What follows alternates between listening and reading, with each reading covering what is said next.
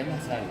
Podemos ir este fin de semana al Ávila, porque ya de pana que el ruido ya me tiene estresado, así Sí, es como que para está haciendo relajarme. demasiado ruido en la calle. Sí, bueno, podemos ir este mismo fin de semana, si no, Oye, relajarnos un me rato. gusta la idea esta.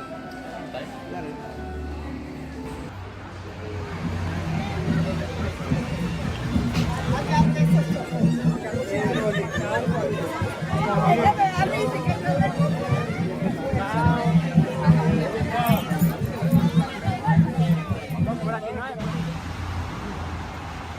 Heladito.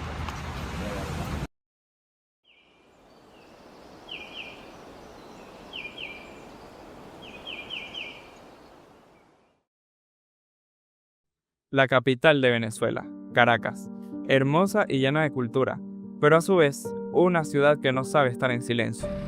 Desde el rugido de los motores hasta el pulso de los mercados populares, la ciudad puede llegar a abrumar.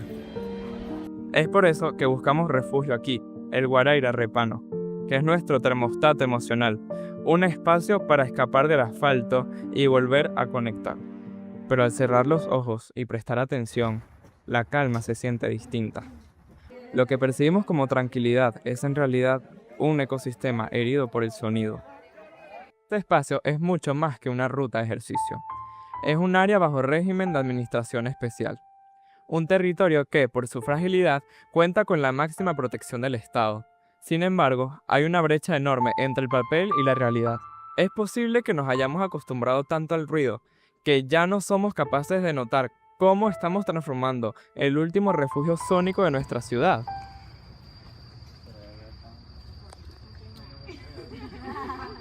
Para entender por qué la montaña se siente distinta, debemos entender que el sonido no es solo un ruido desordenado, es un lenguaje. El ecólogo Bernie Krause nos enseñó que el paisaje sonoro se divide en capas, la geofonía de la tierra y la biofonía de la vida silvestre. Cuando estas dos conviven hay armonía, pero hoy una tercera capa está amenazando el silencio, la antropofonía, el ruido causado por el hombre.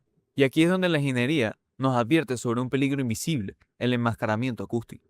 Pero ¿qué significa realmente que un sonido tape a otro? Un profesional en el área nos lo explicará. Bueno, a mi manera de ver, el enmascaramiento acústico es cuando obviamente un sonido se interpone sobre otro sonido, siendo este sonido que se interpone como de mayor fuerza o mayor nivel que limita la inteligibilidad del sonido que está de fondo. Medir este impacto no es tan simple como ser una regla. El oído humano es caprichoso y no escucha las frecuencias con la misma intensidad. Por eso, en acústica ambiental, no hablamos de decibeles a secas, hablamos de decibeles de ponderación A. Es una escala diseñada para ver el mundo tal cual como lo escuchamos nosotros, filtrando lo que el oído ignora y resaltando lo que realmente nos afecta. Dejemos que el experto nos explique su importancia para este proyecto. Para entender más o menos lo que son los decibeles A, hay que entender un poquito lo que es la curva de cómo nuestro oído escucha las diversas frecuencias del espectro sonoro, ¿no? Si buscamos el término de ponderación, es darle el peso a cada frecuencia. Por lo menos la ponderación A lo que hace es que le da más peso a los medios y agudos. Sabas Nieves no es solo un sendero, es una brae. Desde 1958, el Guaraíra Repano tiene una máxima protección del Estado. Y desde 1992 existe una ley que establece números al silencio. Es el decreto 2217. Para una zona de este tipo, el límite es de 55 decibeles. Un número que parece bajo, pero que es vital para que los ciclos de la fauna no se rompan. Fuimos a preguntar quiénes viven en el parque día a día, si este número es una realidad o es una utopía.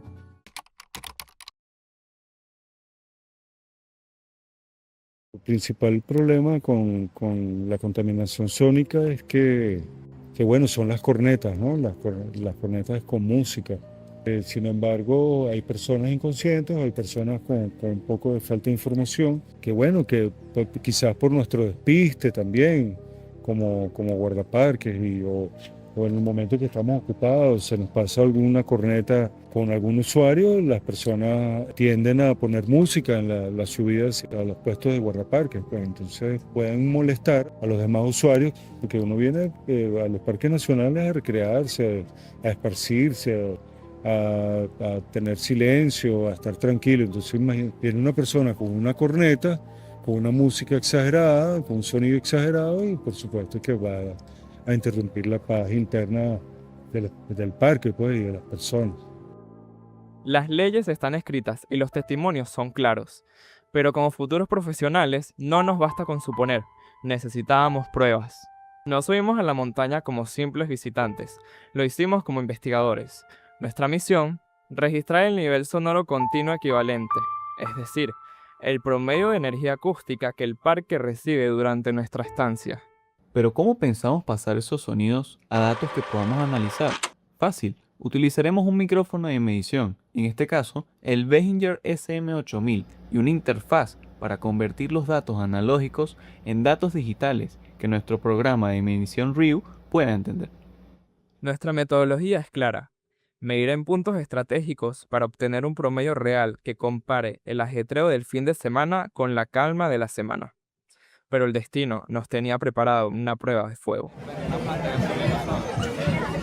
Coincidimos con una tradición de más de 100 años, la bajada de los palmeros de Chacao, una manifestación cultural hermosa, pero que desde la acústica plantea un dilema. Durante más de 3 horas, el equilibrio sonoro de la BRAE se rompe por completo. Cánticos y tambores, que aunque celebran la vida, generan una presión sonora que la fauna local no puede ignorar. Aquí los datos empezaron a hablar por sí solos. A medida que nos alejamos de la celebración y subimos a los miradores, la intensidad bajó, pero la alerta se mantuvo. En cada punto de control, los números seguían por encima de la línea roja. El decreto 2217 establece un límite de 55 decibeles para esta zona, pero nuestra realidad marcaba algo muy distinto. Incluso en los lugares de descanso, el ruido antropogénico superaba constantemente los parámetros legales, confirmando que el asesino invisible no descansa. Por logística, nuestra primera jornada termina aquí. Tenemos los datos de la celebración y los miradores iniciales, pero la imagen aún está incompleta. Necesitamos llegar al final de esta ruta, a los gimnasios y sobre todo, capturar el contraste con un día de semana. Solo así, cruzando los promedios de ambos días, podremos entender la magnitud real de la huella sonora que estamos dejando en el Ávila. Regresamos el miércoles 8 de abril. Nuestra meta era clara, obtener la línea base. Es decir, cómo suena el parque cuando no lo invaden masivamente. Sin tambores, sin celebraciones, solo el silencio protegido por la ley. Para que nuestra investigación fuera válida, repetimos el monitoreo en los mismos 5 puntos estratégicos que visitamos el fin de semana, buscando el contraste directo entre el caos y la calma.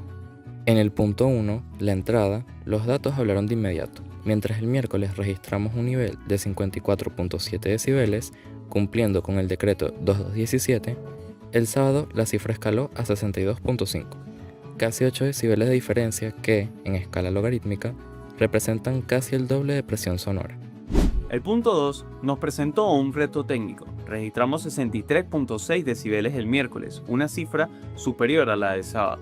Sin embargo, al analizar el espectro, detectamos que no era ruido humano, sino la brisa golpeando la cápsula del micrófono. Como futuros profesionales, aplicamos una equivalencia técnica, un filtro de paso alto virtual que nos permitió confirmar que, eliminando la interferencia climática, el ruido ambiental seguía siendo significativamente menor que durante la actividad del fin de semana. A medida que ganamos altura, la brecha se mantuvo. Pasamos de 57.3 decibeles el sábado a unos pacíficos 51.3 decibeles el miércoles. Incluso en la zona de mayor actividad física, como lo es el gimnasio o el final de San Nieves 2, percibimos el miércoles niveles de 50.1 decibeles y 57.1 decibeles, lo que nos quiere decir que a pesar de que está en el límite legal, la montaña intenta recuperar su equilibrio acústico. Tras promediar nuestras nivelaciones y calcular el nivel de ruido continuo de ambas jornadas, la conclusión científica es indiscutible. El miércoles, el Ávila es un santuario que respeta el decreto 2217 con un promedio de 54.2 decibeles. Sin embargo, el sábado la presión escala 60,5 decibeles, rompiendo el equilibrio legal. Esto nos deja un resultado de 58,4 decibeles, una cifra que confirma que, en promedio, estamos sometiendo el parque a un doble de la energía sonora permitida. Lo que a mitad de la semana es un refugio, el sábado se convierte en un escenario que ignora su propia naturaleza. Pero más allá de los números están los testimonios, aquellos que viven esta realidad todos los días. Las instituciones intentan poner orden, pero la ley por sí sola no puede silenciar a una cultura la cual ha olvidado cómo escuchar. Como escuchamos, las medidas existen, pero el reto es cultural. No es solo un problema exclusivo del Ávila. Casos como el de los Juanes en Morrocoy nos muestran que como sociedad hemos normalizado que nuestra diversión personal pase por encima del derecho al silencio ajeno y del equilibrio del ecosistema. Hemos convertido nuestros espacios naturales en una extensión de la urbe, olvidando que el santuario tiene sus propias reglas. Al final del día, los números son solo una alarma, lo que realmente importa es el cambio de mentalidad. Debemos entender de una vez por todas que el Parque Nacional no es el patio de nuestra casa. Es un organismo vivo que requiere nuestra ausencia de ruido para seguir funcionando. Cuidar el Ávila es también aprender a callar para que ella pueda hablarnos. ¿Sintieron eso? Probablemente les incomodó. En un mundo que grita cada vez más fuerte, el silencio es el mayor acto de conservación. Es posible que...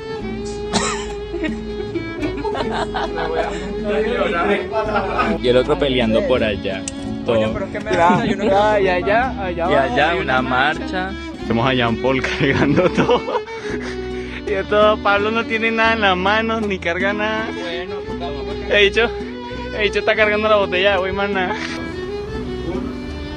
Solo si usando los promedios de Pablo.